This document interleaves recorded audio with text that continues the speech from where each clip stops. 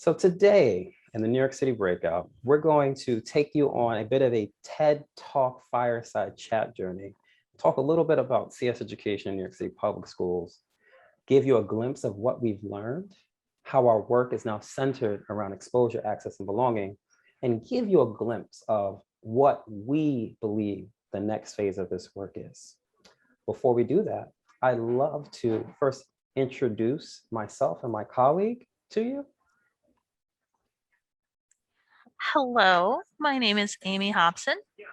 Hi, Harriet. Um, I have been teaching for a little over 20 years. I've taught every grade from kindergarten to 12th grade. I've taught in different states, I've taught in different countries, and I've taught in different languages. My bachelor's degree is in photography, and I started off as a photographer and graphic designer at the Texas Education Agency. And working there, it developed my love for education and as an advocacy for children's rights. And that in turn has expanded for almost 3 decades. It it's wonderful that I can say that, but it also reminds me how old I am. Um, Currently, I lead the CSforAll field implementation team, focusing on grades K to 8. And my name is Ron Summers. I won't go through all of this because I'm going to talk about this on the slide, but I've had the pleasure of working with Amy Hopson for the last 5 years. And one of the things that she and I would say our staff also all believe in is that this work is really important to securing the future, of New York City, of New York State, and the country as a whole. So we hope that as you learn from us, and we have a lot of learning to do from the rest of you all too, that you get a chance to see what makes us tick and how we hope to translate that to students. So just a little bit about myself at this point. I made a cool graphic because Amy and I both share a graphic design background, and that I am a student of New York City Public Schools, like so many of the educators that we have in the system. My journey began in Laurelton, Queens, which is District 27 and 29 combined, depending on where the border is. And I love mathematics. I love using the computer. I love design. But in my school, as many schools in New York City still are experiencing, I didn't necessarily have access to all of the things that technology gave me. I was lucky just to have a typing class and I think a word processing class, which was about it. Went into Binghamton University, SUNY, and never knew that some of the things I was doing on my own was computer science. In Binghamton, one, I got a beautiful glimpse of the world, but also how the world saw me. And that included the stereotypes that don't get the same weight anymore, including things like, are you only here because you're part of the Equal Opportunity Program? Or, we know that we hear things like, you speak so well. And that actually reaffirmed my need to really think about who I was as a person. Joined the Black Student Union, also was able to secure a job at IBM and make the decision I was going to New York City Public Schools to teach so I could share that with others. That, of course, led to teaching for over 10 years and then joining the computer science education movement, where lucky enough, Amy and I started on the same exact day, and we've been working on this call to action ever since. Now, let me get rid of this because this thing is in the way. Let's talk a little bit about what we've done so far. So New York City Public Schools, Harriet, you know this already. There are 1.1 million students here, over 1,800 schools and 75,000 teachers. We are a behemoth. We are the largest school district in the country. Anything that you try to do here requires long-term investment, and it requires the ability to scale, because this monster of a region has so many different areas, not to mention the segregation of resources depending on where you live.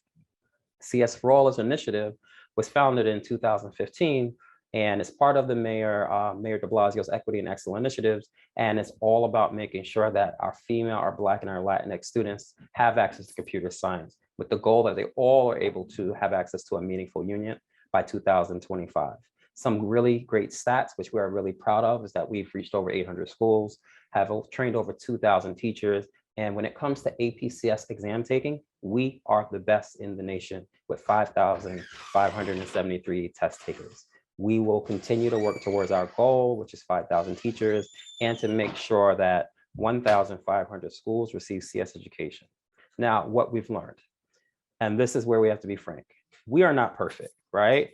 We have made enough mistakes to be able to learn from those and put them into action.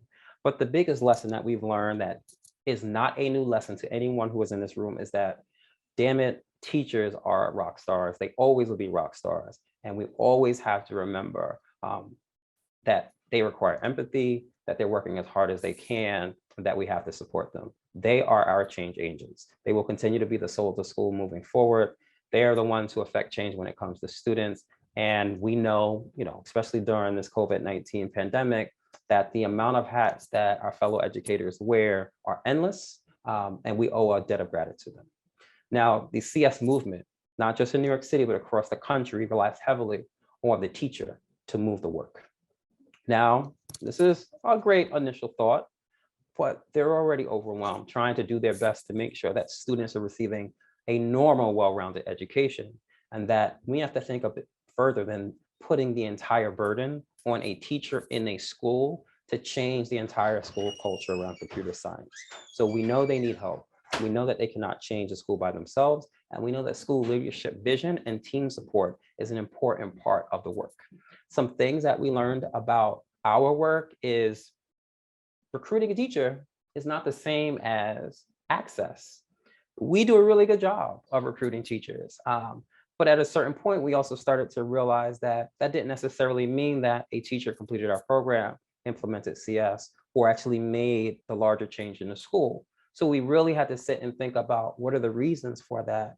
What do we need to do to support a teacher better? And that led us to really start thinking about our own model, which again was perfect for the beginning of the initiative, but evolution is always needed when you're doing this type of work. We know that there are the struggles of having a lack of time. We know that a teacher in a building who has a school leader who understands the work, who supports her or him fully, and also is planning with him or her is super duper important. And we also know that COVID-19 has thrown everyone for a spiral. So in New York City schools, if it wasn't a school closing because of a positive case, if it isn't the jump from remote, which again, we are extremely proud to be able to have done in the shortest amount of time, I think ever recorded in history probably. But she needs help. And the teacher who has been with us since the beginning in 2015, we started looking at data and made some analysis and some conclusion that she's part of that early adopter group. And yes, we're proud that we have trained over 2,000 teachers, but that's 3% of the system. And if we continue to train teachers to be able to say we trained a number and not think thoughtfully about who should be trained, right? How she or he is connected to the school strategy, we will be training for naught and providing empty professional development, empty programming support. So we've really been focusing on thinking about what does a teacher need, but also where does the school leader fit into this to be able to lay a strong foundation, to be able to support teacher growth, thinking about what it means to build a culture in the building that lives in every classroom and in the hallways that is welcoming to all, and also the planning from year to year. It's really tough to be a teacher who loves this work and you have hopes to be able to implement CS the following school year, and your school leader is not on the same page and you don't get to teach that because the programming has been changed. We have to make sure that the school leader and our teachers are working together because that is the only way CS access happens. Now, I've talked a little bit about the size of New York City public schools. I've talked a little bit about the noticings, which I don't think are only for New York City public schools. This is not a new thing, but think about our demographics across.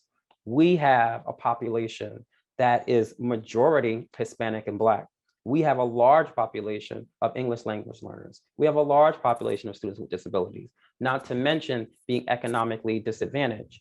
We have to rethink how we're doing the work because teacher training is a way to do the work, but student impact is the variable that we have to measure our success on.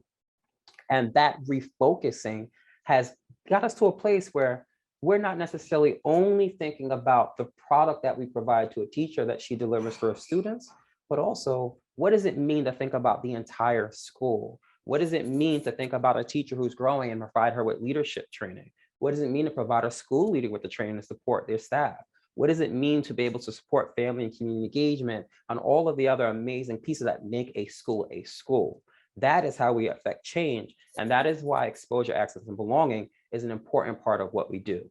So our mission statement, I read to you a little bit earlier, but you're going to notice that in the right side, it now says early exposure, increased access, and belonging, because we have been able to think about what are the values and the approaches that make our work important if our goal is to help a school build an equitable CS education program that will reach for all. Now, the values and approaches I will cover here, but you'll see where it's starting to show up, where we're now talking about how do we ensure access to free. Ron. Yeah. She left. So I'm just gonna maybe click through the slides every 30 seconds. And then when I get up to a slide, I don't know. I mean, this is being recorded too. Oh, that's true. Yeah, I'll keep going. Why not? Okay, right? go for it. So this leads us to think about how does this actually live in our work? So very quickly, let me just show you what our values are. So exposure, access, belonging are all around providing CS exposure experiences to students. You cannot expect a student to want to take APCS if you haven't done the work in your school to think about exposure before that. You have to make sure, or we feel that it's really important that a school is thinking about those first touch experiences, the intro to the more advanced course, because exposure is important, not just for the student, but also for teachers and also for families. Access is another key piece of our values. We have to ask ourselves, are the things that we're doing expanding access to computer science? Because if it's not, maybe we should not do that. Are we helping schools build multi-year programmatic scopes that allow that exposure to happen? And then those experiences that everyone should have access to happen. And then last but not least, this may be the most powerful piece, it's belonging. I am a man of color. I am a proud man of color. Like I said, with the example around APCS, I should not have to do the work as a student to belong in your classroom. You as a school need to think about that work. How are you going to make sure that the space is welcoming and affirming? What are the practices that you are going to implement where CS does not belong to a group that does not look like me, but belongs to all of us? We also have approaches that have been a huge part of our work. We were able to actually write them down, and that is implementation. How do we make sure that high quality CS is happening through our curriculum and our programmatic offerings? How are we supporting our educators in delivering that implementation? Culture building, a huge part. When you walk into a school that's about a specific theme, if you can feel that energy, you know what's happening.